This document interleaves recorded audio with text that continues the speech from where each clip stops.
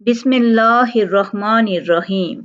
آج میں آپ کو بہت خوبصورت مولانا جلال الدین کی حکایت نفس امارہ کی دیوار سناؤں گی۔ حضرت مولانا جلال الدین رومی رحمت اللہ علیہ فرماتے ہیں کہ ندی کے کنارے ایک اونچی دیوار بنی ہوئی تھی اور اس دیوار کے اوپر ایک پیاسا آدمی بیٹھا ہوا تھا۔ پیاس کی شدت سے اس کی جان لبوں پر آئی ہوئی تھی۔ بدحواس دیوار پر بیٹھا پانی کی طرف حسرت بھری نگاہوں سے دیکھ رہا تھا۔ اس کے اور پانی کے مابین دیوار کی بلندی حائل اور مانے تھی۔ پیاس سے بے قرار ہو کر کچھ اور نہ سوجا تو دیوار سے ہی اینٹ اکھاڑ کر ندی میں پھینکی۔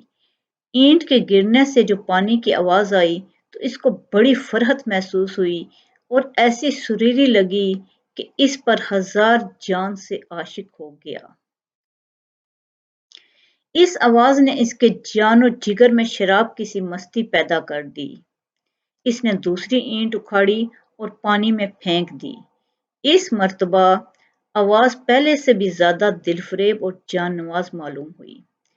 پیاسے کو اس قدر لطف آیا کہ دیوانہ وار وہ دیوار سے اینٹیں اکھاڑ اکھاڑ کر ندی میں پھینکنے لگا۔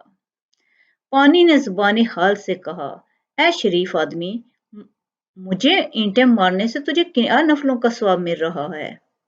اس فضول مشقت سے تو باز آ۔ اس میں تمہارا کیا فائدہ ہے؟ تشنہ لب نے یوں جواب دیا، اے ندی کی شیریں اور ٹھنڈے پانی، اس میں میرے دو فائدے ہیں۔ پہلا فائدہ تو یہ ہے کہ جب اینٹ پھینکنے کے بعد آواز آتی ہے تو اس سے میرے تن مردہ میں جان سی پڑ جاتی ہے۔ یہ معمولی آواز میرے لیے دنیا کے بہترین ساز کی آواز سے بھی زیادہ دل فریب اور سریلی ہے۔ پیاسوں کے لیے یہ آواز مثل ساز خوش آواز ہے۔ دوسرا فائدہ یہ ہے کہ اس دیوار کی جتنی اینٹیں اکھاڑ کر ندی میں پھینکتا جاتا ہوں، اسی قدر پانی سے قرب بڑھتا جا رہا ہے اور دیوار کے گرانے سے فاصلہ کم ہوتا جا رہا ہے، محبوب سے وصل کا لمحہ قریب آتا جا رہا ہے۔